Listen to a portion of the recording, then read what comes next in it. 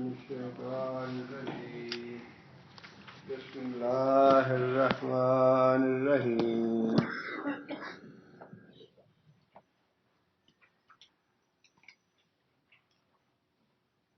پچھلی آیتوں میں نوح علیہ السلام اور ان کی قوم کے درمیان جو جھگڑا ہوا اس کے بارے میں اللہ تعالیٰ نے باتیں ارشاد فرمائیں.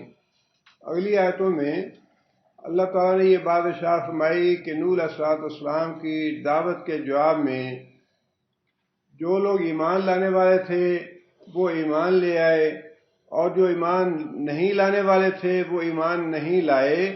950 سال کی دعوت کے بعد نوح علیہ السلام نے جب یہ بات محسوس کر لی کہ دعوت لانے والے جو ایمان لانے والے ہیں وہ ایمان لے آئے ہیں اور جو ایمان نہیں لانے والے تھے وہ ایمان نہیں لائے، تو پھر نوح علیہ السلام نے خود بھی اللہ تعالیٰ سے یہ دعا فرمائی،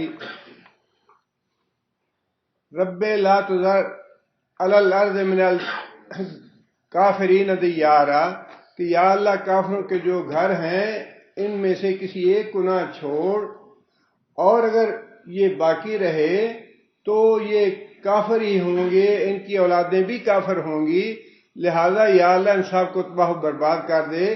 دعوت کے آخر میں جب نوح علیہ السلام نے یہ محسوس کر لیا کہ جو ایمان لانے والے تھے وہ لا چکے، اب اور کوئی آدمی ایمان لانے والا نہیں ہے، تو پھر نوح علیہ السلام نے خود ہی اللہ تعالیٰ سے دعا فرمائی. سورہ نوح میں اس کا ذکر فرمایا اللہ تعالیٰ نے، رب لا تذر من الکافرین علی الارض من الکافرین دیارا، یا اللہ زمین پہ کافروں کا کوئی ایک گھر بھی باقی نہ چھوڑ.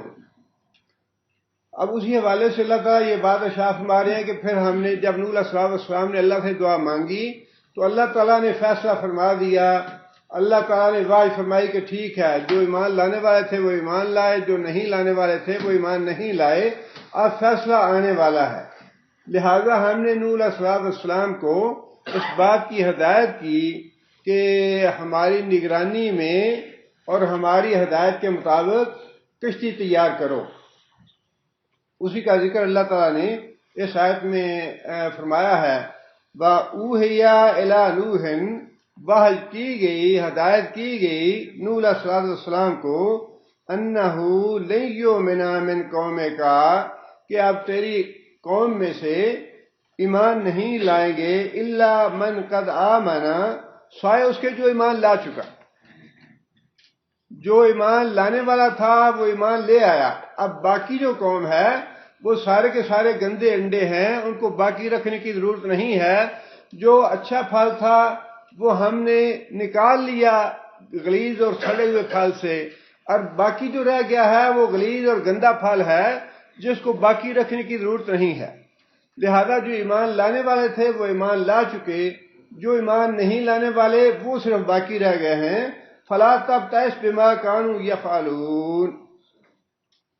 اللہ فرماتے ہیں کہ اے نوح علیہ السلام، اب آپ کو غمگین ہونے کی یا رنجیدہ ہونے کی ضرورت نہیں ہے جو کچھ یہ کر رہے ہیں.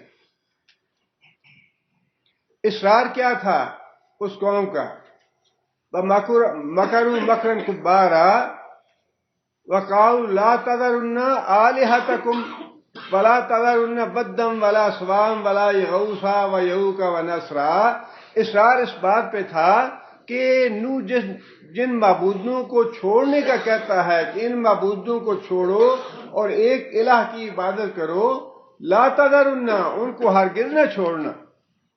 یہ تھی وہ بات جس کے بارے میں اللہ فرماتے ہیں کہ اے نوح، جس بات پہ ان کو اصرار ہے، واستکبروا استکبارا واسروا واستکبروا استکبارا، انہوں نے اصرار کیا، تکبر کیا، اصرار اس بات پہ کہ ہم اپنے معبودوں کو نہیں چھوڑیں گے، تم جو کرنا چاہتے ہو کر لو، عذاب لے آؤ، اللہ کی پکڑ آ جائے، لیکن ہم نے اپنے معبودوں کو نہیں چھوڑنا. اسی بات کی طرف اللہ نے اشارہ فرمایا ہے کہ جس بات پہ یہ اڑے ہوئے ہیں، وَمَكَرُوا مَكْرًا كُبَّارًا، اور اس بارے میں انہوں نے بڑا مکر و فریب کا جال پھیلا رکھا ہے. مکر و فریب کا جال کون سا ہے؟ جو مشرکین قصے گھڑتے ہیں اپنے معبودوں کے بارے میں، اور جھوٹے واقعات کرامتوں کے بتاتے ہیں، انہی کے بارے میں اللہ نے فرمایا ہے کہ انہوں نے بڑا مکر و فریب کا جال پھیلا رکھا ہے جھوٹے قصے گھڑ گھڑ کے۔ حضرت صاحب یہ کر دیتے ہیں، پیر صاحب کے ہاتھ میں یہ ہے، یہ اختیار اللہ نے ان کو دیا ہوا ہے، یہ سب کچھ کر سکتے ہیں، قسمت کھوٹی کھڑی کر سکتے ہیں۔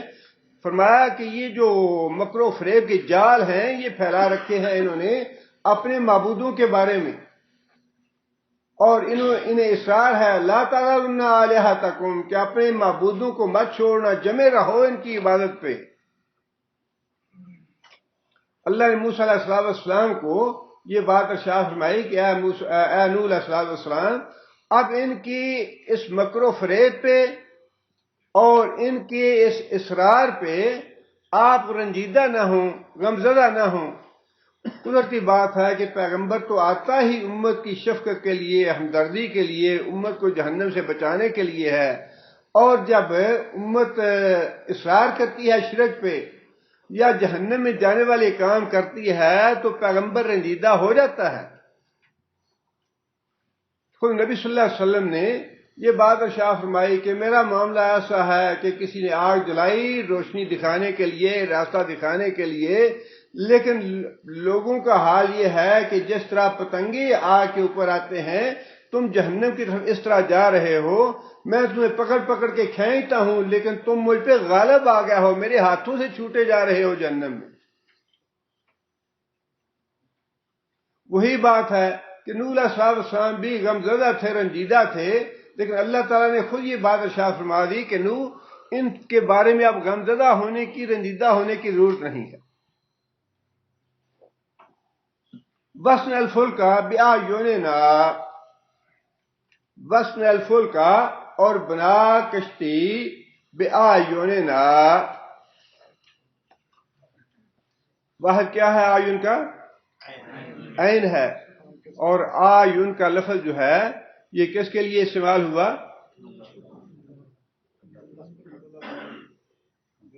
اللہ تعالیٰ نے یہ بات ارشاد فرمائی آیوننا، ہماری آنکھوں کے سامنے۔ ویسے تو آنکھیں، عین، آیون کا لفظ جو ہے تو جمع کا، لیکن اللہ تعالیٰ کے لیے اللہ کی عظمت اور اللہ کے جلال کی وجہ سے جمع کا لفظ استعمال ہوا ہے آیون کا، اور چونکہ عین کا لفظ اللہ کی ذات کے لیے استعمال ہوا، لہذا ہمارا ایمان یہ ہے کہ جو الفاظ قرآن مجید میں اللہ تعالیٰ کی ذات کے بارے میں استعمال ہوئے ہیں وہ ایسے ہی ہیں جیسا استعمال ہوا ہے، اس کی کوئی تعویل یا توجیہ کرنے کی ضرورت نہیں ہے۔ ہم اس پہ ایمان لاتے ہیں لیکن اس کی کیفیت کیا ہے یہ ہمیں معلوم نہیں، اور نہ ہی اس کی قرید کرنی چاہیے کہ اللہ تعالیٰ کی آنکھ کیسی ہے، یہ قرید کرنے کی ضرورت نہیں ہے، لیکن اس بات پہ ایمان لانا ضروری ہے کہ اللہ تعالیٰ کی آنکھیں ہیں، اور اللہ تعالیٰ کی آنکھ ویسی نہیں ہے جیسی ہماری ہے، لیسا کمثلہ شیء، کیسی ہے یہ اللہ بہتر جانتے ہیں۔ لیکن چونکہ آیون کا لفظ استعمال ہوا، جمع کا لفظ استعمال تو اللہ تعالیٰ کی عظمت اور جلالت کی وجہ سے ہوا ہے، لیکن اللہ تعالیٰ کی آنکھیں ہیں اور اس پہ ایمان ہمیں لانا ہے، کیسی ہیں یہ معلوم نہیں، اور اس کی قرید کرنے کی اجازت بھی نہیں۔ اللہ تعالیٰ نے نوح علیہ السلام کو حکم دیا کہ ہماری آنکھوں کے سامنے کشتی بناؤ، وَوَحْيِنَا، اور ہماری ہدایت کے مطابق، جس کا مطلب یہ ہے کہ کشتی سازی کی ہدایت اور طریقہ خود اللہ تعالیٰ نے بتایا نوح علیہ السلام کو کہ کشتی کیا ہوتی ہے اور کیسے یہ بنانی ہے۔ وَحْيِنَا، ہماری ہدایت کے مطابق بناؤ۔ وَلَا تُخَاطِبْنِي فِي الَّذِينَ ظَلَمُوا، اب چونکہ فیصلہ آ گیا ہے عذاب کا، اور پیغمبر تو بہرحال انسان ہی ہے، جو حوصلہ اللہ تعالیٰ کی ذات اور صفات کے مطابق، جو اللہ تعالیٰ کی صفات ہیں وہ ہر طرح کی لامحدود ہیں۔ اللہ تعالیٰ کی ذات کی صفات میں سے رحمان اور رحیم اگر لامحدود ہے، اللہ تعالیٰ کی جبار اور قہار کی صفت بھی لامحدود ہے، انسان جو ہے دوسرے کو دیکھ کے رنجیدہ ہو جاتا ہے، یا انسان کا دل نرم پڑ جاتا ہے کہ اس کو اب سزا نہ ملے یا جان چھوٹ جائے اس کی، لیکن اللہ تعالیٰ جب پکڑیں گے تو پھر اللہ تعالیٰ کسی پہ ترس نہیں کھائیں گے، اللہ عذاب پورا دیں گے اس کو، اللہ سزا دیں گے۔ اللہ تعالیٰ اس دنیا میں تو رحم فرمانے والے ہیں، لیکن قیامت کا دن جو ہے وہ اللہ کے فیصلے کا دن ہے، وہاں جتنی کسی کوئی مستحق ہوگا سزا کا، اس سزا کا فیصلہ آنے کے بعد اللہ نہیں چھوڑیں گے کسی کو۔ اس لیے نوح علیہ السلام کو ساتھ یہ بھی ہدایت کی اللہ نے کہ جب میرا عذاب آ جائے تو پھر ترس نہ کھانا کسی پہ، پکڑوں گا میں ان کافروں کو، سزا دوں گا ان کو، لیکن جب سزا دوں تو پھر تم نے کسی پہ ترس نہیں کھانا اور کسی کے بارے میں مجھ سے سفارش بھی نہیں کرنی۔ منع کر دیا سفارش کرنے سے نبی کو۔ مجال نہیں ہے کسی کی کہ اللہ تعالیٰ کی بارگاہ میں اللہ کی اجازت کے بغیر کوئی بات کر سکے۔ سفارش کرنا تو بڑی دور کی بات ہے کہ یا اللہ اس کو چھوڑ دے، اس کو معاف کر دے، یہ کہنا تو بڑی دور کی بات ہے۔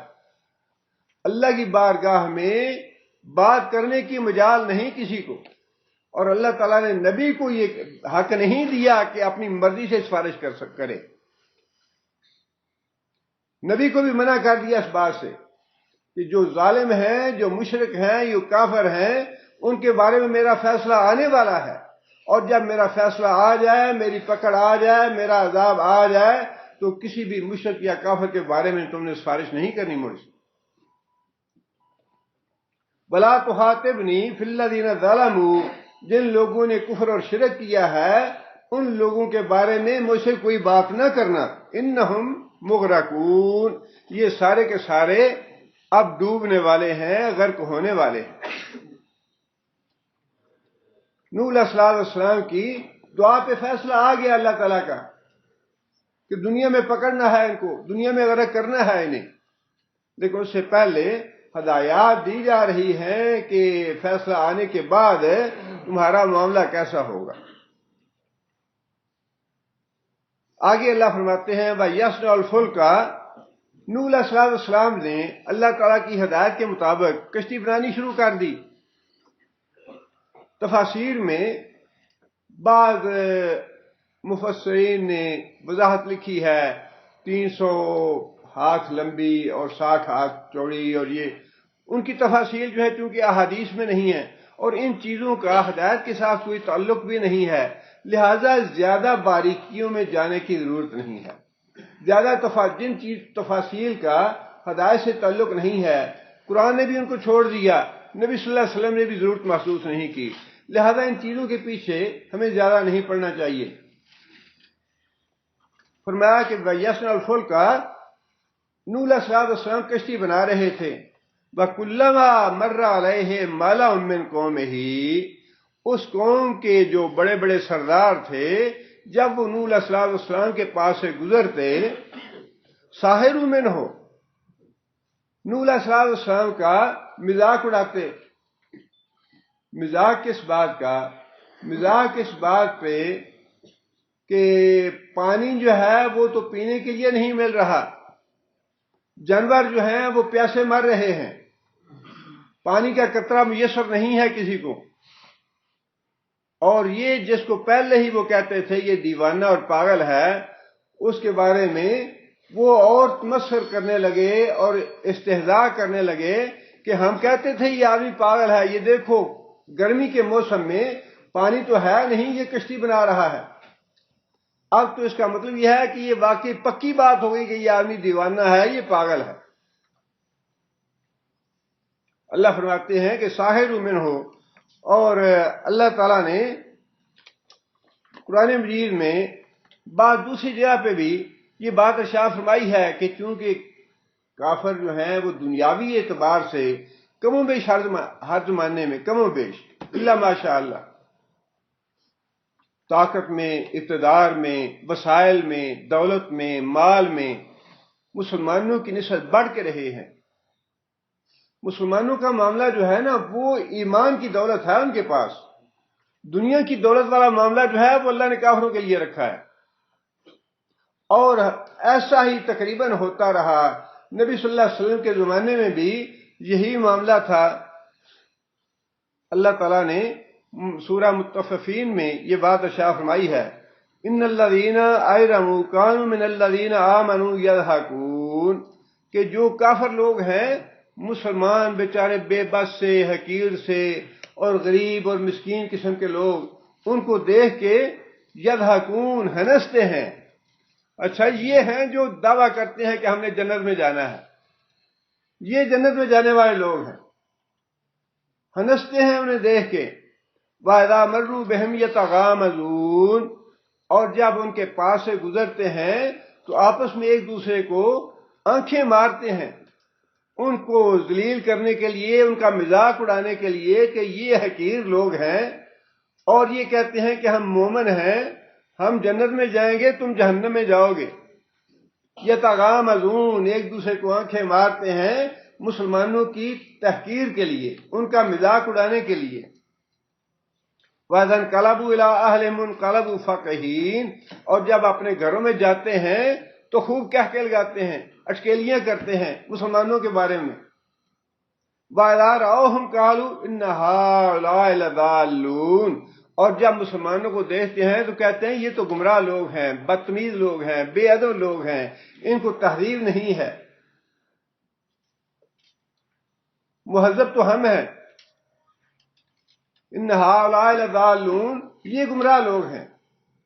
بالکل یہ جو باتیں ہیں یہ نبی صلی اللہ علیہ وسلم کے زمانے کی ہیں، اور وہ باتیں نوح علیہ السلام کے زمانے کی ہیں۔ لوگوں کے، کافروں کے، مشرکوں کے مزاج اور ان کے اعتراضات وہ سارے کے سارے ہمیشہ ایک جیسے ہی رہے ہیں، ملتی جلتی باتیں ہیں۔ زمانہ مختلف ہو گیا، نام مختلف ہو گیا، انبیاء مختلف ہو گئے، لیکن سوچ جو تھی، فکر جو تھی، جو 1400 سال پہلے یا ہزاروں سال پہلے تھی، آج بھی فکر اور سوچ وہی ہے۔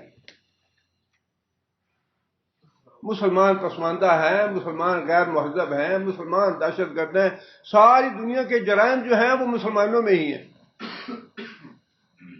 اور کافر اور مشرک جو ہیں وہ بڑے مہذب بھی ہیں، اور ساری جہان کی خوبیاں اور اچھائیاں جو ہیں وہ کافروں میں ہی ہیں۔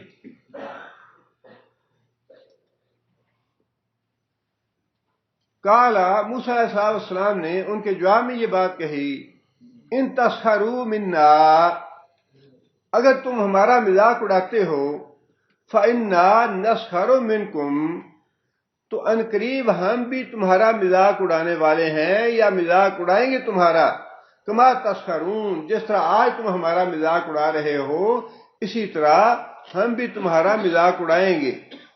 نوح علیہ السلام نے یہ جواب دیا، اور یہ جواب جو ہے وہ ان کے لیے اور بھی زیادہ ان کو مشتعل کرنے والا، اور بھی ان کو زیادہ مخالف بنانے والا، کہ یہ آج ہم تو مذاق اس لیے کر رہے ہیں کہ بیوقوف ہے، پاگل ہے، پانی ہے نہیں، کشتی بنا رہا ہے، یہ ہمیں کیا مذاق کرے گا؟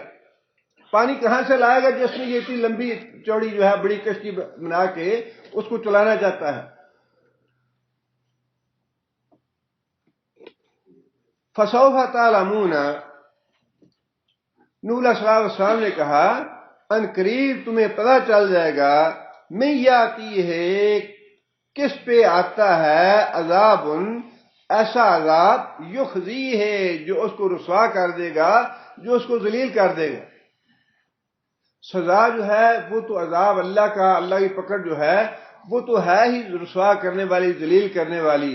چھوٹی سی بیماری آ جائے، تکلیف آ جائے، دکھ آ جائے، پریشانی ہو جائے، کوئی آدمی مقدمے میں پھنس جائے، کوئی آدمی جیل میں چلے جائے، دنیا کی سزائیں معمولی ہیں، لیکن اس دنیا کی سزاؤں میں بھی انسان کے لیے بڑی ذلت، بڑی توہین اور بڑی بے عزتی کی بات ہوتی ہے۔ اور جب اللہ کا عذاب آ جائے تو وہ تو ہے ہی رسوا کن، ہے ہی ذلیل کرنے والا۔ فرمایا کہ جب اللہ کا عذاب آ گیا تو پھر تمہیں پتا چلے گا کہ رسوا ذلیل کون ہوتا ہے، حقیر کون ہے، ذلیل کون ہے۔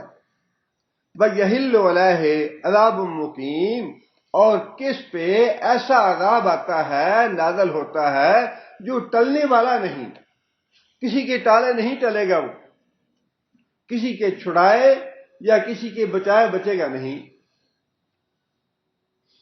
اب یہ تو اللہ تعالیٰ نے نوح علیہ السلام نبی کی زبان سے یہ بات نکلوائی، پہلے تو نبی کو یہ تنبیہ کر دی، وارننگ دے دی کہ میرا عذاب آنے پہ کوئی سفارش نہیں کرنی، اور پھر اس کے بعد یہ بات بھی نبی کی زبان سے نکلوا دی، اللہ کا جب عذاب آ جائے گا تو اس کے عذاب سے کوئی بچانے والا نہیں ہوگا، اللہ کا عذاب رسوا ذلیل کر دے گا، اور اللہ کا عذاب کسی کے ٹالے ٹال نہیں سکے گا، کسی کے بچائے کوئی بچ نہیں سکے گا۔ حتیٰ اذا جاء امرنا، اللہ فرماتے ہیں کہ جب ہمارا امر آ گیا، جب ہمارا فیصلہ آ گیا، یا جب ہماری پکڑ آ گئی، وفارت تنور، اور تنور نے جوش مارنا شروع کر دیا۔ تنور جو ہے اس کے دو معنی مفسرین نے لکھے ہیں، ایک تو وہی تنور ہے جس میں روٹیاں لگائی جاتی ہیں، آگ کا تنور، اور دوسرا عام زمین کی سطح کو بھی تنور کہا جاتا ہے۔ مفسرین نے یہ لکھا ہے کہ یہ تنور کا لفظ جو ہے استعمال کرنے کی وجہ یہ ہے کہ پانی کے نکلنے کی یا چشمہ پھوٹنے کی ابتدا جو تھی وہ ایک خاص جگہ سے ہوئی، یا وہ خاص تنور جو نوح علیہ السلام کے مکان میں تھا یا ان کے مکان کے قریب تھا، اس تنور سے پانی کے نکلنے کی ابتدا ہوئی۔ لیکن جب پانی کے نکلنے کی ابتدا ہو گئی تو پھر ساری زمین کو اللہ تعالیٰ نے حکم دے دیا کہ ساری زمین سے چشمے نکلنے شروع ہو جائیں۔ زمین سے چشمے نکلنے شروع ہو گئے، آسمان سے اللہ تعالیٰ نے موسیٰ دھار بارش برسانی شروع کر دی، آسمانوں سے بھی پانی برسنے لگا، زمین سے بھی پانی نکلنے لگا، اور دونوں کا پانی مل کے طوفان بن گیا۔ ابتدا جو تھی وہ نوح علیہ السلام کے تنور سے ہوئی، وہ ان کے گھر کی جگہ تھی یا گھر کا تنور تھا، جو بھی تھا، لیکن ابتدا اس خاص جگہ سے ہوئی جہاں نوح علیہ السلام تھے۔ فرمایا کہ وفارت تنور، تنور نے جوش مارنا شروع کر دیا، پانی باہر پھینکنا شروع کر دیا۔ قل نحمل فیہا من کل زوجین اثنین، پھر ہم نے حکم دیا نوح علیہ السلام کو، احمل فیہا، اس کشتی میں اٹھا لے، من کل زوجین اثنین، ہر جانور کے جوڑے کے دو نفر جو ہیں وہ اس کشتی میں سوار کر لو۔ گائے کا جوڑا اس کا ایک نر اور مادہ، اونٹ کا جوڑا نر اور مادہ، بکری کا جوڑا اس کا نر اور مادہ۔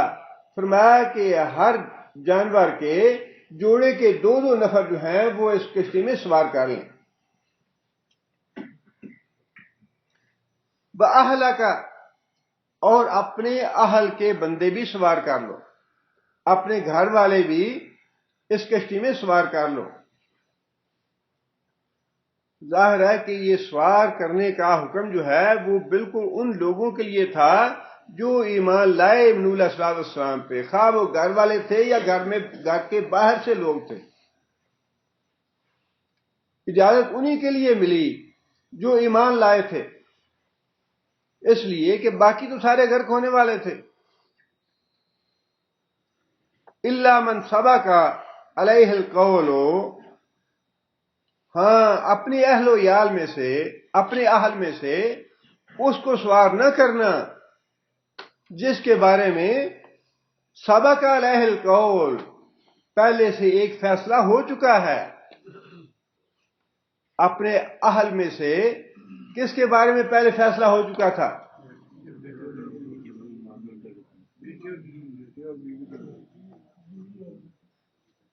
ایک نوح علیہ السلام کا بیٹا اور ایک نوح علیہ السلام کی بیوی۔ نوح علیہ السلام کے گھر والوں میں سے یہ دو نفر ایسے تھے یا دو شخص ایسے تھے جن کے بارے میں پہلے سے اللہ تعالیٰ نے فیصلہ کر دیا تھا کہ ان کو سوار نہیں کرنا۔ سورہ تحریم میں اللہ تعالیٰ نے نوح علیہ السلام کی بیوی کے بارے میں وضاحت فرمائی ہے، ضرب اللہ مثلا للذین کفروا امرأۃ نوح وامرأۃ لوط۔ اللہ تعالیٰ تمہیں مثال دیتے ہیں کافروں کی۔ پہلی مثال تو فرمایا کہ نوح علیہ السلام کی بیوی کی ہے، دوسری مثال لوط علیہ السلام کی بیوی کی ہے۔ مثالیں تو عورتوں کی اور بھی ہوں گی، لیکن اللہ تعالیٰ نے یہ بات واضح فرما دی کہ سادات وادات کوئی تعلق کسی کے کام نہیں آئے گا۔ نبی سے بڑا سادات خاندان یا بڑا سید اور کوئی نہیں ہو سکتا دنیا میں۔ دونوں سیدوں کے نام لے کے ان کی بیویوں کی مثالیں دے دیں کہ ان دو نبیوں کی بیویاں ان پہ ایمان نہیں لائی تھیں۔ کانتا تحت عبدین من عبادنا صالحین، یہ دونوں عورتیں ہمارے نیک بندوں کے نکاح میں تھیں۔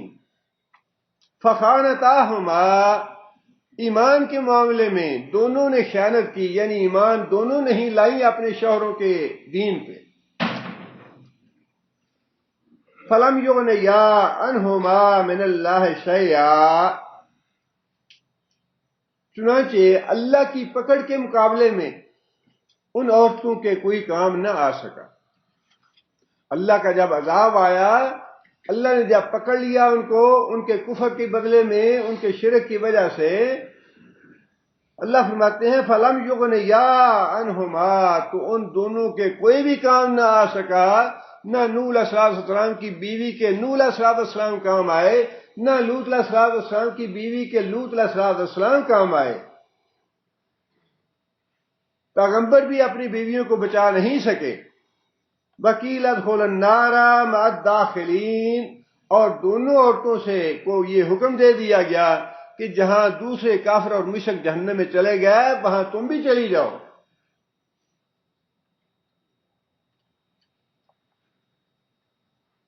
دیکھیں نا، بات یہ بڑی واضح ہے، قرآن پڑھنا چاہیے، احادیث پڑھنی چاہیے۔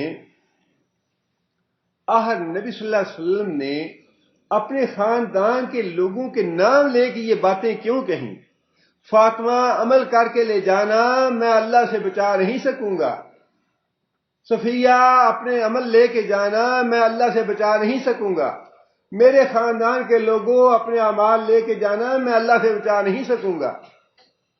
کتنی واضح باتیں ہیں، اس کے باوجود اگر کوئی اس دھوکے اور فریب میں پڑا رہے کہ ہم نے بیعت کی ہوئی ہے، ہم نظر نیاز دیتے ہیں، ہم چڑھاوے چڑھاتے ہیں، حضرت صاحب بڑے خوش ہیں ہمارے ساتھ، بخشوا لیں گے۔ جب تک انسان قرآن نہ پڑھے، جب تک عقیدہ صحیح نہیں ہوتا، اور قرآن جو ہے شیطان اس کے قریب جانے نہیں دیتا۔ ساری زندگی انسان کی گزر جاتی ہے، 70 سال 80 سال، لیکن قرآن کو پکڑ کے ہاتھ لگانا جو ہے اللہ ماشاء اللہ کس کے نصیب میں ہے۔ ساری دنیا کے اخبار روزانہ پڑھ لیتے ہیں اور اب تو حال یہ ہے کہ سارا وقت میرے خیال میں 24 گھنٹوں میں سونے کے علاوہ جو باقی وقت ہے وہ سارا موبائلوں کے لیے اور نیٹ کے لیے رہ گیا ہے۔ بچے الگ ہر ایک کے پاس ہے، بچوں کو ماں کا نہیں پتا، ماں کو بچوں کا نہیں پتا، باپ کو بیٹوں کا نہیں پتا، بیٹوں کو باپ کا نہیں پتا، بیوی کو شوہر کا نہیں پتا، شوہر کو بیوی کا نہیں پتا، ہر ایک اپنے اپنے کام میں مگن ہے۔ ایسی تباہی ہے اور ایسی ہلاکت ہے، نمازیں پتہ نہیں لوگ کیسے پڑھ لیتے ہیں، یا نمازوں کی کیسے وقت نکل آتا ہے۔ قرآن پڑھنا تو بہت دور کی بات ہے، قرآن کو ہاتھ ہی کوئی نہیں لگاتا، اور اب ضرورت بھی نہیں رہی قرآن کو ہاتھ لگانے کی۔ وہ ایسے پوسٹیں آ جاتی ہیں جس میں یہ بڑا اٹریکشن ہے، اچھا ہی وہ قرآن کی آیتیں آ رہی ہیں، حدیثیں آ رہی ہیں، اقوال آ رہے ہیں بزرگوں کے، فلاں بات آ رہی ہے، بڑی اچھی چیزیں ہیں، بس سارا دن اسی میں لگے رہو۔ ایسا شیطان نے جکڑ لیا ہے اور ایسا فریب اور دھوکہ دے رکھا ہے کہ جو کرنے والے کام ہیں یا جو انسان کی فلاح والے فوج والے کام ہیں ان کے نزدیک جانے سے وہ وقت ہی نہیں رہا، انسان کے پاس وقت ہی نہیں ہے۔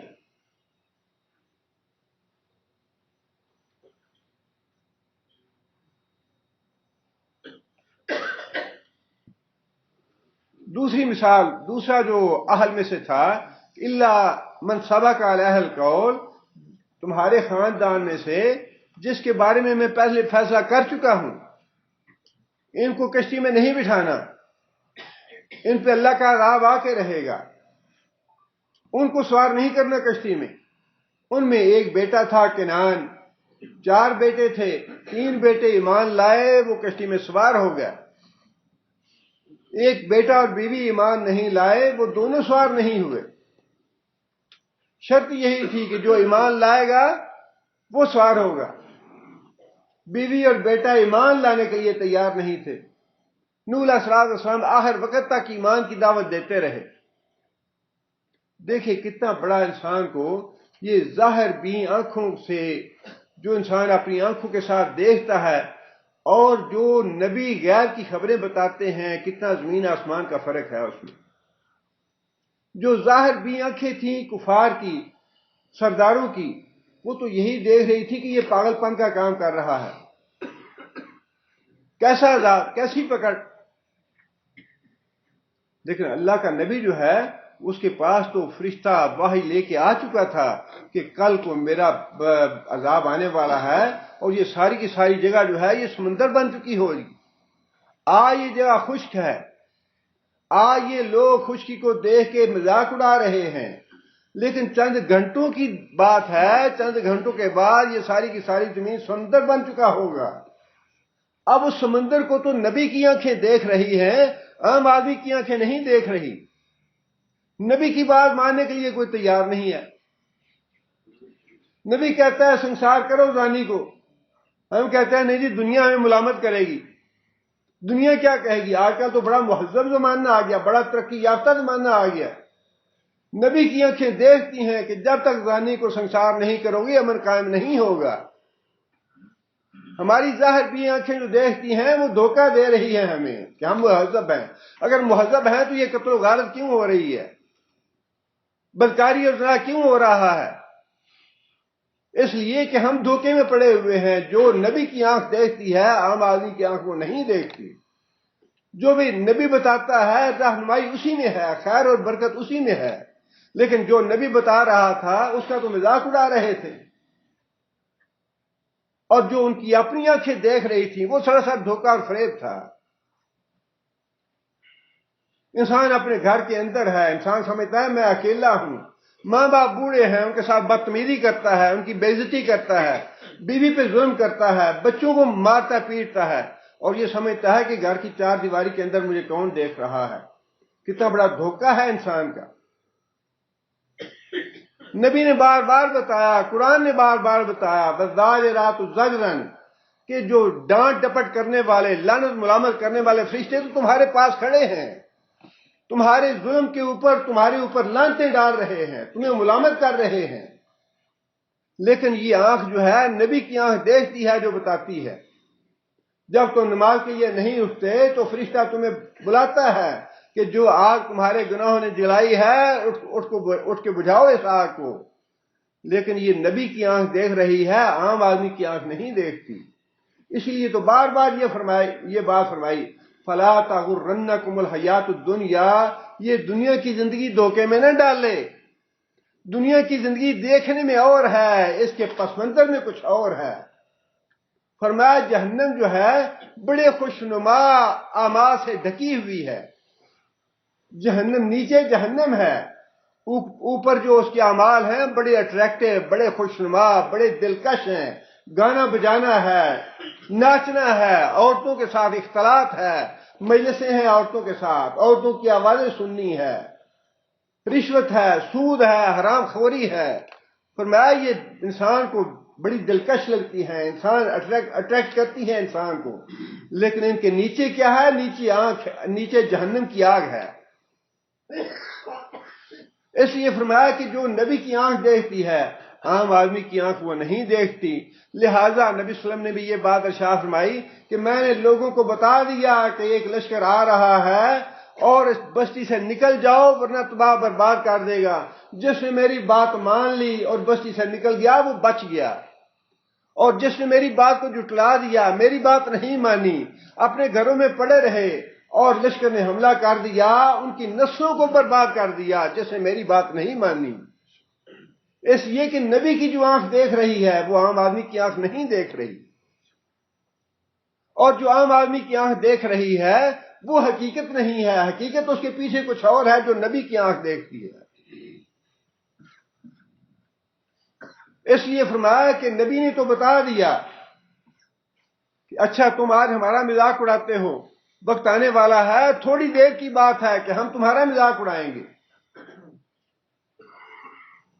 اس لیے کہ نبی کی آنکھ تو دیکھ رہی تھی کہ چند گھنٹوں کی بات ہے، اس کے بعد یہ جو خشک جگہ ہے یہ جل تھل ہو جائے گی، یہاں پہ سمندر آ جائے گا۔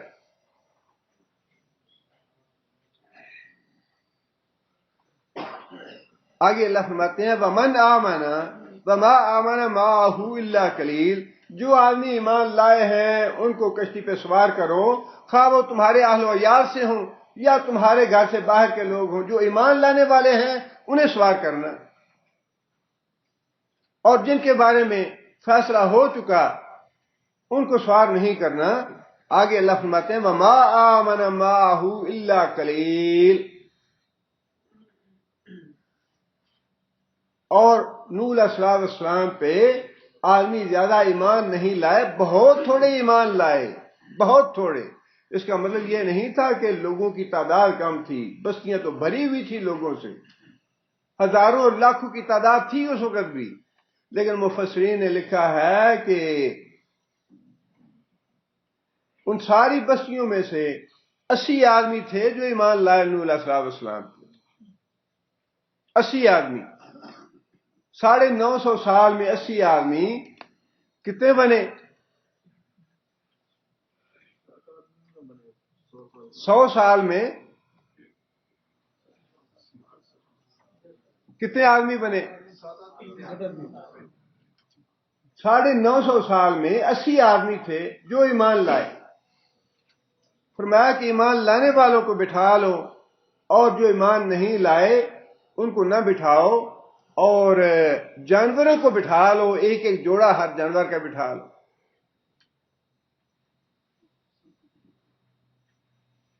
مشرک جو ہے وہ جانوروں سے بدتر ہے، جانوروں کو بچا لیا اللہ نے، جانوروں کو کشتی پہ سوار کرنے کی اجازت دے دی کہ یہ جانور ہیں ان کو سوار کر لو، یہ کافر اور مشرکوں سے اچھے ہیں، ان کو بچا لیا۔ لیکن کافر اور مشرک جو تھے ایمان نہ لانے والے، ان کو غرق کرنے کا، ان کو ڈوبنے کا فیصلہ فرما دیا۔ اللہ کے نزدیک مشرک جو ہے وہ جانور سے بدتر ہے، اور فرمایا اللہ تعالیٰ نے کل انعام بل ہم اضل، یہ کافر اور مشرک جو ہیں جانوروں کی طرح ہیں بلکہ ان سے بھی زیادہ بدتر ہیں۔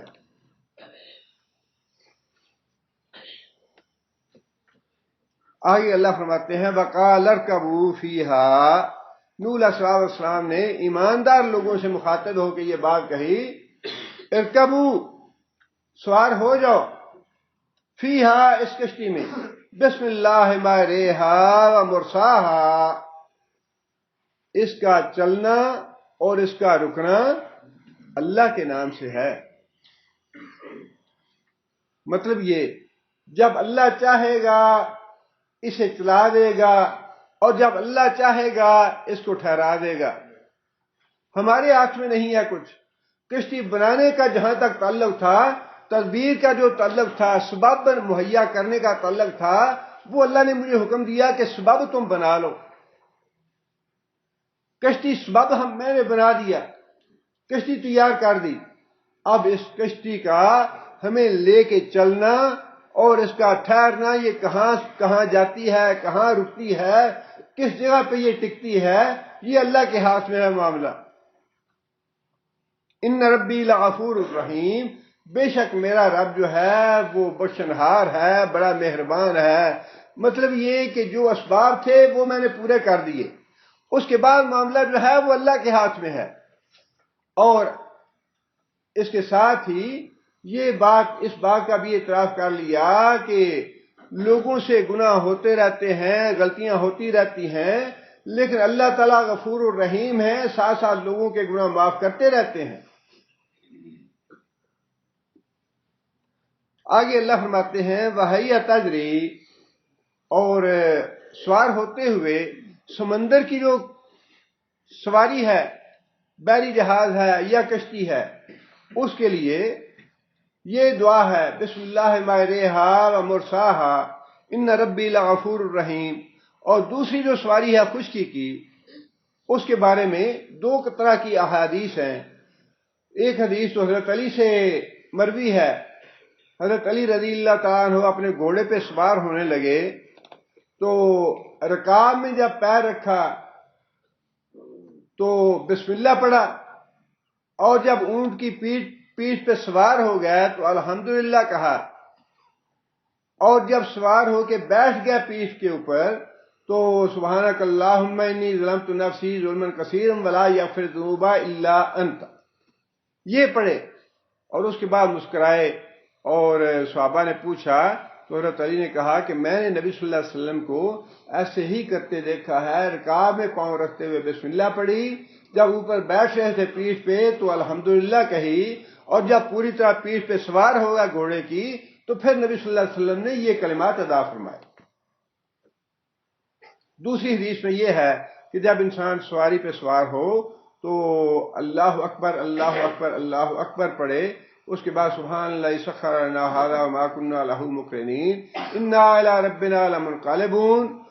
اور پھر اس کے بعد دوسری دعا، آگے دعا ہے اللہ محبل علینا سفرنا ھذا وطعنا بودہ، وہ دعا ہے وہ پڑھنی چاہیے۔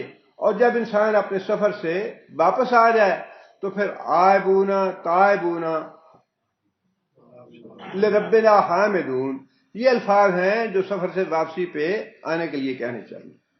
یہ دعائیں ہیں، قرآن میں بھی آئی ہیں اور حدیث میں بھی نبی صلی اللہ علیہ وسلم نے بتلائی ہیں، سوار ہوتے وقت یہ دعا پڑھنی چاہیے۔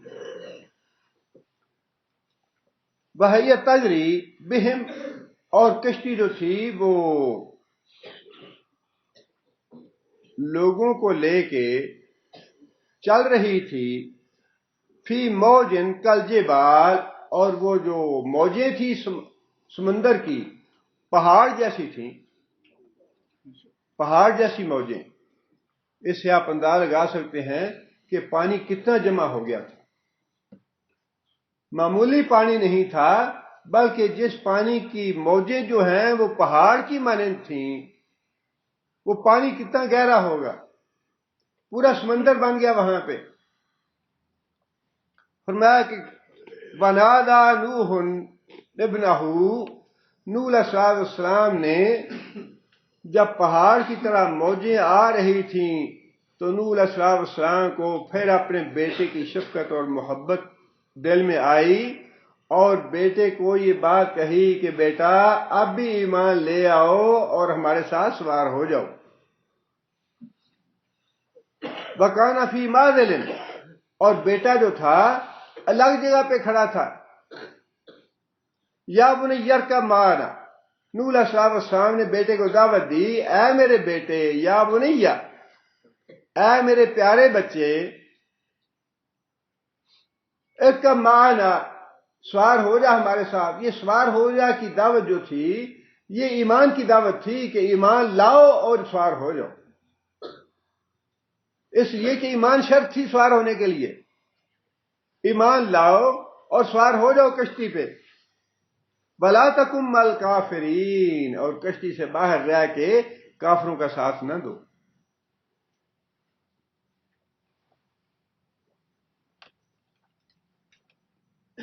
قال، اب بیٹے کا جواب سنیں۔ یہ اللہ تعالیٰ نے باپ اور بیٹے کا تعلق بھی عجیب بنایا ہوتا ہے کہ باپ جو ہے اس کے دل میں قدرتی طور پہ اللہ تعالیٰ نے اتنی شفقت اور محبت ڈال رکھی ہوتی ہے کہ باپ ہر طرح کی خیر اور بھلائی اولاد کے لیے چاہتا ہے۔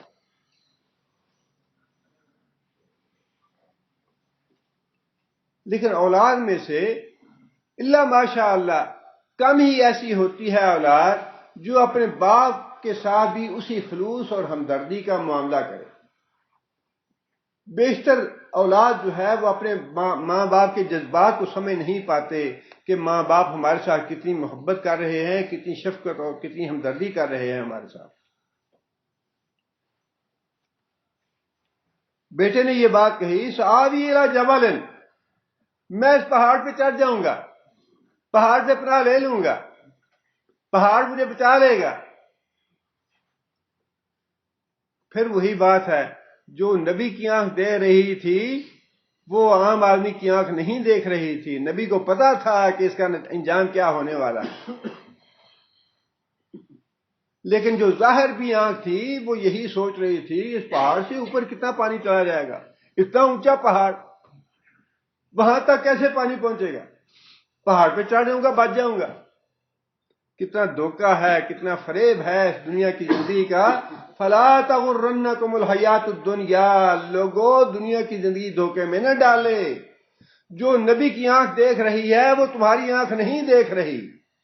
جو نبی بتاتا ہے وہی سیدھا راستہ ہے، تمہاری آنکھیں بھٹک جائیں گی، تمہاری آنکھیں غلط راستے میں پڑ جائیں گی۔ نبی کی آنکھ نہیں بھٹکے گی، نبی کی آنکھ تمہیں سیدھا راستہ بتائے گی۔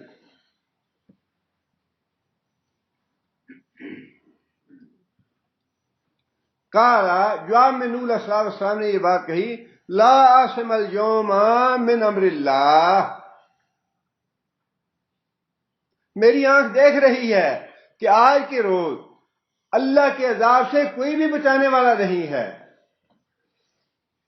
کوئی نہیں بچ پائے گا اللہ کے عذاب سے، الا من رحم، سوائے اس کے جس پہ اللہ نے رحم فرما دیا۔ اللہ کی رحمت کے بغیر انسان کی زندگی کا ایک پل نہیں گزر سکتا۔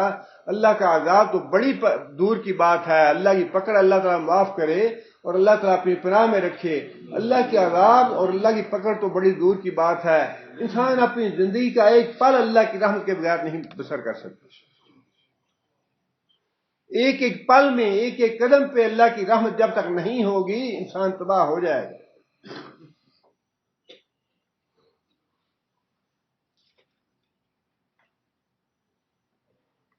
بحال بینہما الموج فکان من المغرقین، بحال بینہما، باپ اور بیٹے دونوں ہی آپس میں گفتگو کر رہے ہیں۔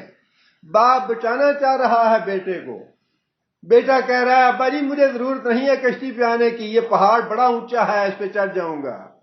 باپ پھر کہتا ہے بیٹا یہ بچا نہیں سکے گا پہاڑ، اللہ کے عذاب سے بچانے والی کوئی چیز نہیں ہے دنیا میں، سوار ہو جاؤ ایمان لا کے کشتی پہ۔ باتیں ہو رہی تھیں، اللہ فرماتے ہیں کہ حال بینہما الموج، ایک بہت بڑی موج آئی جو دونوں کے درمیان حائل ہو گئی، دونوں کے درمیان رکاوٹ ہو گئی۔ نہ باپ دیکھ سکتا ہے بیٹے کو، نہ بیٹا باپ کو دیکھ سکتا ہے۔ فکان من المغرقین، اور بیٹا بھی غرق ہونے والوں میں شامل ہو گیا، بیٹا بھی غرق ہو گیا۔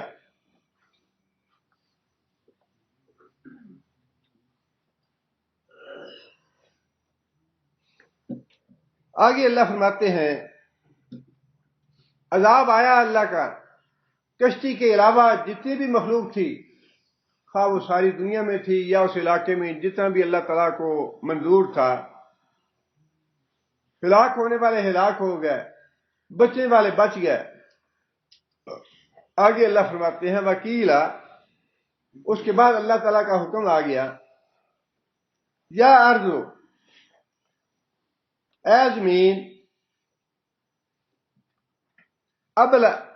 ابلعی، ماں آ کے اپنا پانی زمین کے اندر جذب کر لے، زمین میں نگل جا پانی کو، وَيَا سَمَاءُ، اور اے آسمان، اقلعی، تو رک جا۔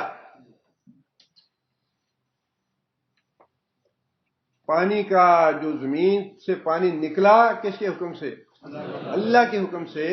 اور جب اللہ تعالیٰ کو مطلوب نہیں تھا تو اللہ نے زمین کا پانی روکا۔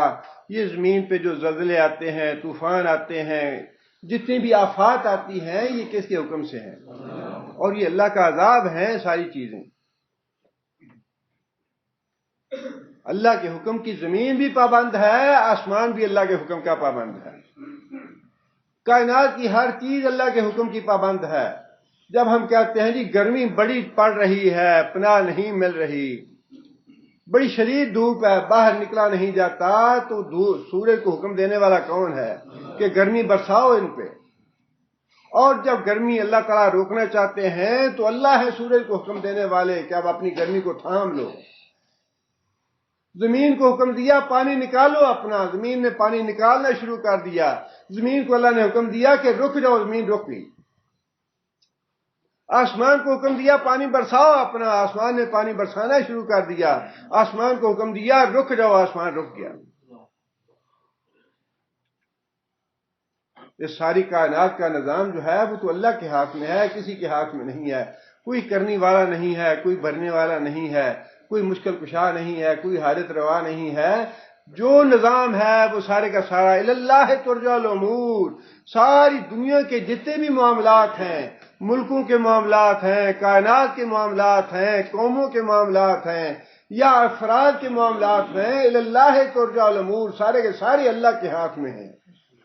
اللہ نے یہ معاملات اور اپنے اختیارات کسی کو دیے نہیں ہیں. زمین اللہ کے حکم کی پابند ہے، آسمان اللہ کے حکم کا پابند ہے، یہ سورج اور چاند اور ستارے یہ سارے کے سارے اللہ کے حکم کے پابند ہیں. یسبح للہ ما فی السماوات والارض، زمین و آسمان کی ہر چیز اللہ کی تسبیح کر رہی ہے، اللہ کی فرما بردار اور اللہ کی اطاعت گزار.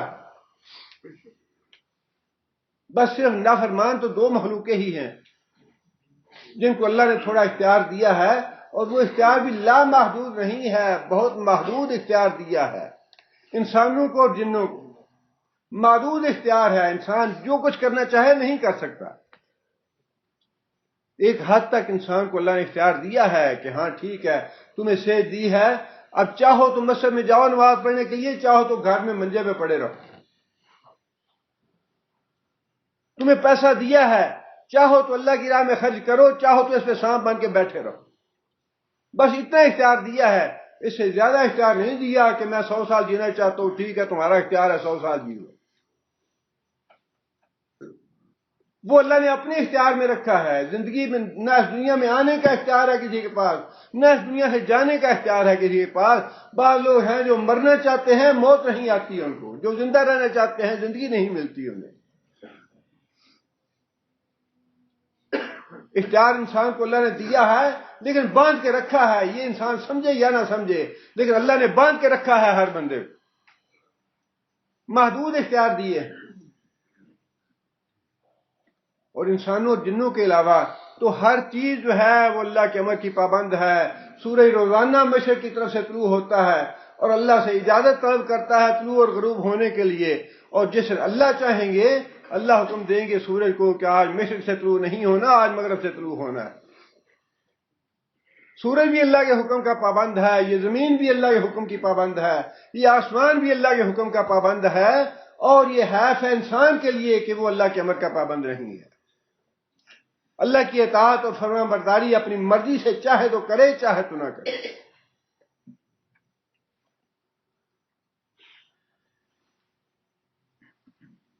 اللہ فرماتے ہیں وَقُضِيَ الْأَمْرُ، اور جو امر تھا وہ پورا ہو گیا، جو کام تھا وہ پورا ہو گیا. جس کی جلدی مچا رہی تھی قوم کہ اگر تو عذاب لانا چاہتا ہے تو عذاب لے آ ہم پہ، عذاب کیوں نہیں آتا ہم پہ. اللہ فرماتے ہیں کہ قُضِيَ الْأَمْرُ، جو میرا حکم تھا میرا امر تھا وہ پورا ہو گیا. جن کو ہلاک کرنا تھا ان کو ہلاک کر دیا، اور جن کو باقی رکھنا تھا اللہ تعالیٰ نے باقی رکھا ان کو.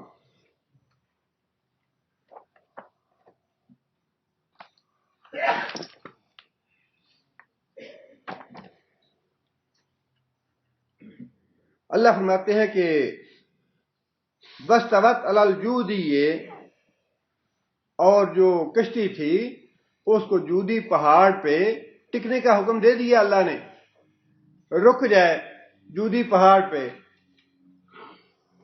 وکیلا، اور کہہ دیا گیا بُعْدًا لِلْقَوْمِ الظَّالِمِينَ، دور ہوئی ظالموں کی قوم. ظالم کو ظلم میں پکڑ لینا، اس کو سزا دینا، اس پہ عذاب آنا، یہ بھی رحمت ہے ان لوگوں کے لیے جو مظلوم ہیں. اگر اللہ ظالم کو نہ پکڑے تو اس کا مطلب یہ ہے کہ جس پہ ظلم ہوا ہے، جن کے ساتھ زیادتی ہوتی رہی ہے، اللہ نے ان کے ساتھ انصاف نہیں کیا۔ یہ اللہ کے انصاف کا، عدل کا تقاضا ہے۔ اللہ ظالموں کو تباہ اور ہلاک کرے تاکہ جن کے ساتھ ظلم ہوا ہے ان کا بدلہ چکا دیا جائے۔ اس لیے اللہ نے فرمایا کہ کوئی الامر، جو میرا امر تھا، جو میرا فیصلہ تھا، وہ لاگو ہو گیا، وہ پورا ہو گیا، اور ظالموں کی قوم جو تھی وہ ہلاک کر دی گئی۔ اب پھر وہی بات ہے کہ اللہ تعالیٰ نے ابتدا میں یہ بات تو ارشاد فرما دی تھی، بلا تخاطبنی فی الذین ظلموا، ظالموں کے بارے میں مجھ سے بات نہ کرنا، مخاطب نہ ہونا۔ لیکن پھر وہی بات کہ بیٹے کی جو محبت تھی وہ باپ کے دل میں پھر جوش مارا اس نے، اور نوح علیہ السلام نے جب اپنے بیٹے کو اپنی آنکھوں کے سامنے غرق ہوتے دیکھا، ظاہر ہے دل تو کٹتا ہے جب اپنا بیٹا، اللہ تعالیٰ معاف کرے، اگر اس انداز سے ذرا ہم سوچیں اپنی اولاد کی تربیت کے معاملے میں، آج تو ہم اپنی اولاد کو اپنے ہاتھوں یہ چاہتے ہیں کہ جتنی زیادہ سے زیادہ سہولت، آرام، آسائش اور اچھا مستقبل بچے کو مل سکے، اس کے لیے ہمیں قربانی ماں باپ قربانیاں دیتے بھی ہیں۔ لیکن کبھی ایسا بھی ہم نے سوچا ہے کہ ہماری تربیت کے نتیجے میں قیامت کے دن اگر ہماری آنکھوں کے سامنے، معاذ اللہ، اللہ نہ کرے کبھی ایسا ہو کہ ہماری آنکھوں کے سامنے ہمارا بیٹا جہنم میں جا رہا ہو، تو باپ کے دل پہ پھر کیا گزرے گی؟ یہ تو دنیا کا معاملہ تھا کہ نوح علیہ السلام اپنے بیٹے کو سمندر میں غرق ہوتے ہوئے دیکھ نہیں سکے، حالانکہ اللہ تعالیٰ کی وارننگ موجود تھی، غرق ہونے والوں کے بارے میں مجھ سے بات نہ کرنا، جن پہ میرا عذاب آنے والا ہے، میری پکڑ آنے والی ہے، ان کے بارے میں مجھ سے بات نہ کرنا۔ لیکن باپ مجبور ہو گیا اپنے بیٹے کی بات کرنے کے لیے۔ معاملہ اللہ تعالیٰ کی رٹ جو ہے بڑی سخت ہے۔ دنیا میں حکومتیں جو ہیں، جی ہم نے اپنی رٹ پوری کرنی ہے، حکومت کی رٹ کو فلاں نے چیلنج کر دیا ہے، حکومتیں اپنی رٹ جو ہے وہ پوری کر کے رہتی ہیں۔ کیا اللہ کی حکومت اتنی کمزور ہے جو مرضی چاہے اس کو چیلنج کر لے؟ عبد القادر جیلانی چاہے تو وہ پکڑ کے بخشوا لیں، علی حجویری چاہے تو وہ اپنے مریدوں کو بخشوا لیں، فلاں چاہے تو وہ بخشوا لے، فلاں چاہے تو وہ نکال لے، جہنم سے نکال کے جنت میں داخل کر دے۔ اللہ کی کوئی رٹ نہیں ہے۔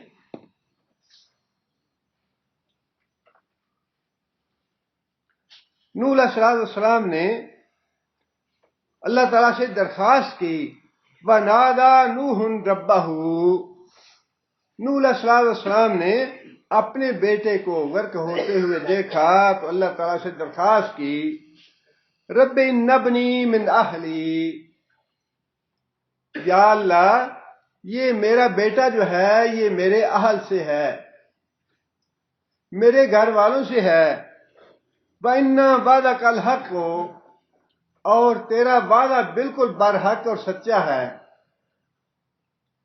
وَأَنْتَ أَحْكَمُ الْحَاكِمِينَ، اور تو سب فیصلہ کرنے والوں سے بہتر فیصلہ کرنے والا ہے، سارے حاکموں سے بڑھ کے حاکم ہے، تیرے اقتدار کو یا تیرے اختیار کو کوئی چیلنج کرنے والا نہیں۔ یا اللہ آخری درخواست جو ہے وہ تیرے دربار میں ہے، تیرے حضور ہے کہ یا اللہ میرا بیٹا ہے، یہ میرے اہل و عیال میں سے ہے، میرے اہل میں سے ہے، کیونکہ یہ پہلے بات اللہ نے فرما دی تھی کہ اپنے اہل کے لوگوں کو بھی بٹھا لینا کشتی پہ۔ اس کے جواب میں اللہ تعالیٰ نے یہ بات ارشاد فرمائی، قالا یا نوح، اے نوح، انہو لیسا من اہلک، انہو لیسا من اہلک، کہ یہ بیٹا تیرا تیرے گھر والوں سے نہیں ہے،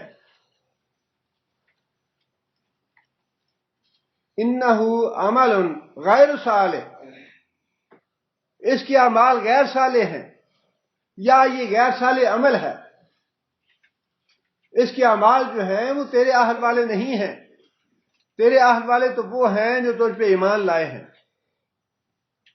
لیکن یہاں پہ چونکہ اللہ تعالیٰ نے دو لفظ الگ الگ استعمال فرمائے ہیں، ایک اہل کا لفظ اور دوسرا ایمان لانے والوں کا لفظ، اس لیے قرآن مجید نے یہ مسئلہ بھی حل کر دیا ہے کہ اہل بیت کون سے ہیں۔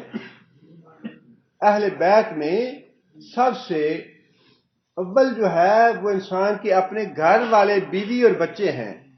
یہاں پہ چونکہ اللہ تعالیٰ نے قرآن مجید میں وضاحت فرما دی کہ تمہاری بیوی اور تمہارا ایک بیٹا انہوں نے خیانت کی ہے، ایمان نہیں لائے، لہذا یہ کشتی پہ سوار نہیں ہوں گے۔ لیکن اہل اور اہل ایمان کا لفظ الگ الگ استعمال کر کے اللہ تعالیٰ نے یہ بات واضح فرما دی، اہل سے مراد انسان کے گھر کے بیوی بچے مراد ہیں اس سے۔ اسی طرح نبی صلی اللہ علیہ وسلم کے اہل میں یا اہل بیت میں سب سے پہلا نمبر جو ہے وہ ازواج مطہرات کا ہے، اس کے بعد نبی صلی اللہ علیہ وسلم کی اولاد آتی ہے، اور جو حضرت علی اور ان کی آل ہے ان کا معاملہ جو ہے اعزازی ہے، وہ اعزازی ہے، وہ اہل بیت میں سے ہمارا یہ ایمان ہے، ہم سمجھتے ہیں کہ حضرت علی کو چونکہ نبی صلی اللہ علیہ وسلم نے فرما دیا کہ تم میرے اہل بیت میں سے ہو، لہذا اہل بیت میں شمار کرتے ہیں انہیں۔ لیکن یہ اہل بیت جو ہے اگر تو رشتہ داری کا کہا جائے تو رشتہ داری کا اہل بیت نہیں ہے، رشتہ داری کے اعتبار سے تو پھر حضرت عثمان بھی اہل بیت میں سے ہیں، بلکہ وہ 2 درجے پہلے ہیں ان سے، وہ دورے داماد ہیں، یہ اکارے داماد ہیں، وہ دورے اہل بیت میں سے ہونے چاہیے۔ لیکن چونکہ خاص واقعہ ہے حضرت علی کے بارے میں، اہل بیت کا لفظ نبی صلی اللہ علیہ وسلم نے استعمال فرمایا کہ یہ بھی میرے اہل بیت میں سے ہیں، حسن اور حسین اور حضرت علی رضی اللہ تعالیٰ عنہ، ان کا اہل بیت میں شامل ہونا وہ اعزازی ہے۔ نبی صلی اللہ علیہ وسلم نے اعزاز بخشا حضرت علی کو اور ان کی اولاد کو۔ لیکن جو لغت کے اعتبار سے قرآن کی زبان میں اہل بیت ہیں وہ نبی صلی اللہ علیہ وسلم کی ازواج مطہرات اور نبی صلی اللہ علیہ وسلم کی اولاد ہیں۔ اور یہاں جو بات اللہ تعالیٰ نے ارشاد فرما دی انہو لیس من اہلک، کہ یہ جو اہل تیرا بیٹا ہے یہ تیرے اہل میں سے نہیں ہے، اس کو اہل سے خارج اس لیے کر دیا گیا، اس کو نسب سے خارج نہیں کیا،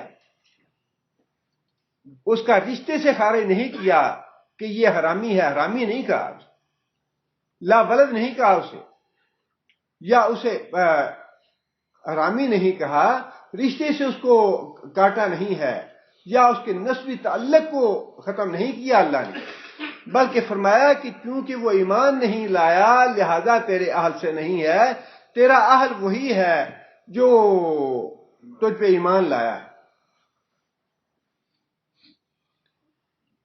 فلا تسألنی ما لیس لک بہ علم، فلا تسألنی، نہ سوال کر تو مجھ سے، ما لیس لک بہ علم، جس کے بارے میں تجھے علم نہیں ہے،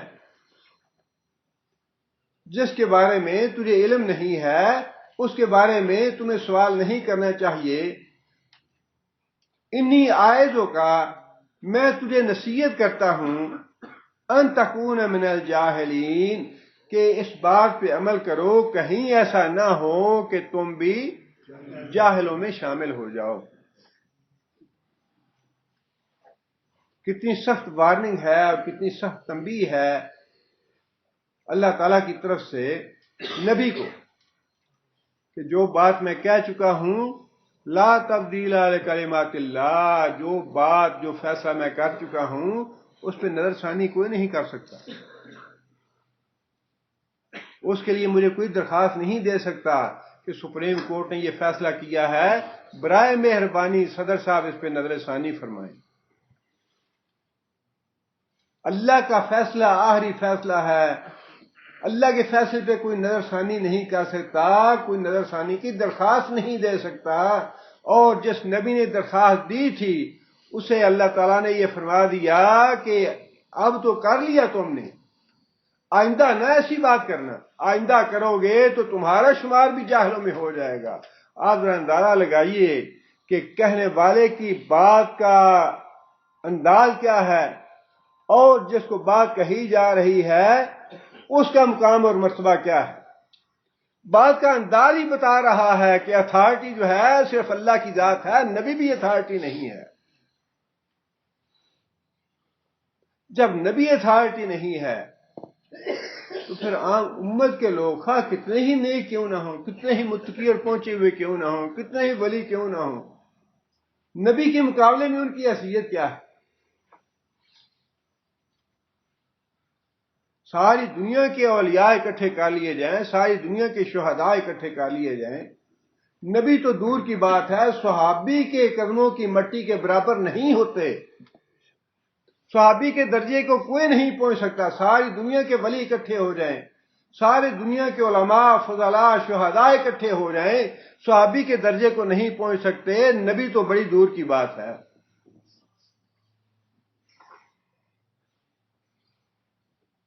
نبی کو اللہ تعالیٰ نے واضح الفاظ میں کھلے انداز میں یہ بات ارشاد فرمائی کہ کہیں ایسے نہ ہو کہ تمہیں بھی نبوت سے محروم کر دوں۔ نبوت میری رحمت سے ہے، میں دیتا ہوں اپنی رحمت سے جس کو دیتا ہوں، کوئی ایسی بات زبان سے نہ نکالنا کہ نبوت واپس لے لوں میں۔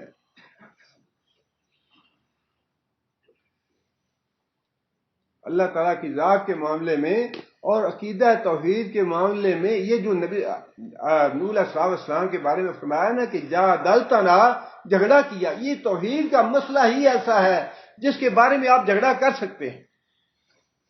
باقی جو مسائل اور احکام ہیں ان میں جھگڑا کرنے کی ضرورت نہیں ہے، ان میں انسان کو نرمی اختیار کرنی چاہیے، وسعت قلبی سے کام لینا چاہیے۔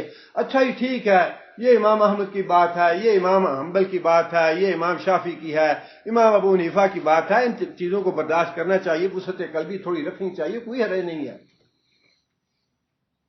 لیکن جس میں قطعاً کوئی لچک نہیں، جس کو برداشت نہ کرنے کا حکم دیا گیا ہے، جس کے لیے نوح علیہ السلام کے لیے یہ لفظ استعمال ہوا جادلتنا، جھگڑا کیا تو نے، وہ ہے عقیدہ توحید۔ عقیدہ توحید ایسا ہے جس میں کوئی لچک نہیں ہے، کوئی گنجائش نہیں ہے۔ یہی وہ بات تھی جس کے لیے اللہ تعالیٰ نے نبی صلی اللہ علیہ وسلم کو یہ بات ارشاد فرمائی کہ کافروں نے کہا یہ کہ اے محمد صلی اللہ علیہ وسلم، آپ ایک سال ہمارے معبودوں کی ہم مل کے عبادت کر لیا کریں گے اور ایک سال ہم آپ کے معبود کی مل کے عبادت کر لیا کریں گے۔ نبی صلی اللہ علیہ وسلم کو جواب تو آتا تھا اس بات کا، لیکن نبی صلی اللہ علیہ وسلم نے یہ بات ارشاد فرمائی کہ ٹھیک ہے میں اللہ سے پوچھ کے بتاتا ہوں۔ مطلب یہ کہ اگر بات اللہ تعالیٰ کی طرف سے آ گئی تو پھر اعتراض کے سارے مواقع ختم ہو جائیں گے، اعتراض کی گنجائش نہیں رہے گی۔ میں کہوں گا تو اس پہ 100 باتیں ہوں گی۔ اللہ تعالیٰ نے جواب میں یہ بات ارشاد فرمائی لکم دینکم ولی دین، تمہارا راستہ وہ ہے، میرا راستہ یہ ہے۔ توحید کے معاملے میں بات جو ہے وہ قابل برداشت نہیں ہے، توحید میں کمپرومائز نہیں ہے۔ اللہ تعالیٰ معاف کرے، اب ہماری یہاں جو مجبوریاں ہیں جمہوریت کی اور سیاست کی، ان میں سب کچھ جائز ہے۔ علماء فضلاء عمراء جتنے بھی ہیں قبروں پہ جاتے ہیں، جا کے نظریں نیازیں چادریں پھول یہ وہ سارے کام کرتے ہیں۔ اچھا یہ کیا کریں، ووٹ لینے ہیں لوگوں سے۔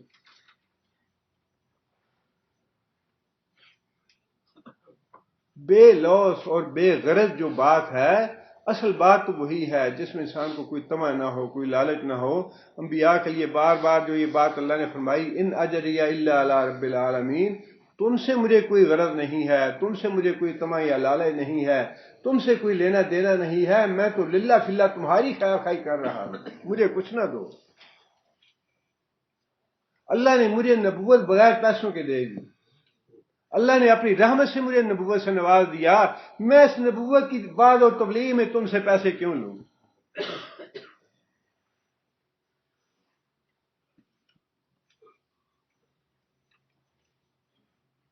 بات وہی ہے کہ بے غرض اور بے لوث دعوت جو ہے، اس میں تو پھر انسان کو جو سبق قرآن دیتا ہے اسی پہ انسان عمل کرتا ہے کہ توحید کے معاملے میں کوئی لچک نہیں، توحید کے معاملے میں بالکل مسئلہ واضح ہے۔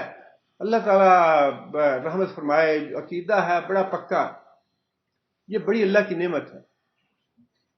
شاہ فیصل پاکستان میں گئے، سارے لوگوں نے واقعہ سنا ہوا ہے۔ حکومت جو ہے وہ ان کو بابائے قوم اور قائد اعظم اور فلاں اور فلاں ان کی قبر پہ لے گئی کہ جی آپ کے شیڈول میں وہاں بھی جا کے چادر چڑھانا شامل ہے۔ اللہ نے عقیدہ تو بہرحال دیا ہے، جو بھی ہے انسان کی خامیاں، کمزوریاں، کوتاہیاں، لیکن الحمدللہ شیخ عبدالوہاب، محمد عبدالوہاب کی تحریک کے بعد اللہ تعالیٰ نے عقیدہ تو مضبوط کر دیا ان کا توحید کا، اور اس میں لچک بھی نہیں رکھتے۔ اور کیا معلوم کہ اللہ تعالیٰ کو شاہ فیصل کی زندگی کا یہی ایک عمل پسند آ گیا ہو اور اللہ تعالیٰ اس کو معاف کر دے کہ چادر چڑھانی ہے بابائے قوم کے مزار پہ، تو شاہ فیصل کہنے لگے کہ یہ تو تمہارا بابائے قوم ہے نا، تمہاری قوم کا بابا ہے، ہمارے پاس تو سرور عالم، پورے جہان کا سردار سرور عالم ہے ہمارے پاس، اور اگر چادر چڑھانی جائز ہو تو میں تو سرور عالم صلی اللہ علیہ وسلم کے مزار پہ جا کے چادر چڑھاؤں، میں نے وہاں چادر نہیں چڑھائی، یہاں میں کیوں چڑھاؤں؟ توحید کے معاملے میں معاملہ ایسا ہی ہونا چاہیے، اس میں کوئی رواداری، اچھا چلو شرم و شرمی ٹوری جانے پروگرام رکھا ہے تو ان کار ہی لئیے۔ ہمارے بعض دوستوں کی سوچ یہ ہوتی ہے، اچھا جی ہے تو بدعت کی قرآن خوانی، وہاں جا کے بات کرنے کا موقع مل جائے گا، وہاں جا کے دین کی دعوت دیں گے، وہاں جا کے طرف دیں گے۔ جب بدعت میں خود شریک ہو گئے تو دعوت کیا؟ دعوت تو تم نے دے دی نا۔ جو عملی دعوت ہے وہ زیادہ مؤثر ہے۔ عملی دعوت یہ ہے کہ تم بدعت میں شریک ہو گئے۔ شیطان کا دھوکہ یہ ہے، ٹھیک ہے شریک ہو جاؤ، وہاں جا کے بات کرنے کا موقع مل جائے گا، وہاں جا کے بات کریں گے۔ یہ باتیں ایسے اپنے آپ کو دھوکہ دینے والی ہیں۔ انسان کو معاملہ جو ہے بڑا اللہ کے ساتھ تو معاملہ سیدھا رکھنا چاہیے۔ انسان اللہ کو دھوکہ نہیں دے سکتا، اور خاص طور پہ توحید کے معاملے میں، بدعات کے معاملے میں انسان کو اپنا راستہ جو ہے بڑا دو ٹوک اور واضح رکھنا چاہیے۔ توحید کے معاملے میں کوئی لچک نہیں۔ یہ جتنے بھی قصے کہانیاں ہیں یہ سارے اللہ نے فرمایا کہ نوح علیہ السلام کے زمانے میں بھی تھے کہ ہاں جی یہ کرامت ہے حضرت صاحب کی، حضرت صاحب یہ کر سکتے ہیں، حضرت صاحب وہاں سے اولاد ملتی ہے، وہاں سے روزی ملتی ہے، وہاں سے بیٹے ملتے ہیں، وہاں سے یہ ملتا ہے، یہ سارا مکروا مکرا کبارا، یہ جو جانشین اور گدی نشین ہیں یہ مکروا مکرا کبارا، یہ ان کے جال پھیلائے ہوئے۔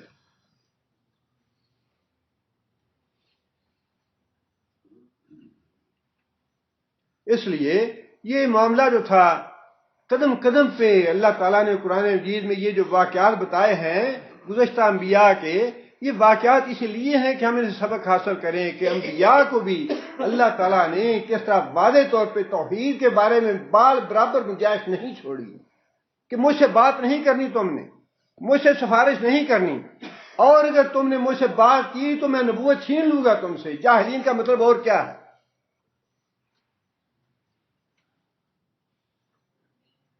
اب نبی کو اللہ تعالیٰ اگر یہ بات کہہ دیتے ہیں، نبی کی یہ مجال نہیں ہے اللہ کی مرضی کے خلاف کوئی بات کر سکے، تو پھر اور کون ہے جس میں یہ مجال ہو یا طاقت ہو کہ اللہ سے زبردستی منوائے اور بخشوائے اور اپنے مریدوں کو جنت میں بھجوا دے؟ کوئی ہے ایسا؟ اللہ تعالیٰ سے دعا ہے کہ اللہ تعالیٰ ہمیں ہدایت دے اور اللہ تعالیٰ ہمیں نیک عمل کرنے کی توفیق عطا فرمائے۔ ہمیں اپنے معاملات میں بڑا سیدھا معاملہ جو ہے وہ کھڑا رکھنا چاہیے، خاص طور پہ توحید کے معاملے میں۔ اللہ تعالیٰ عمل کی توفیق عطا فرمائے۔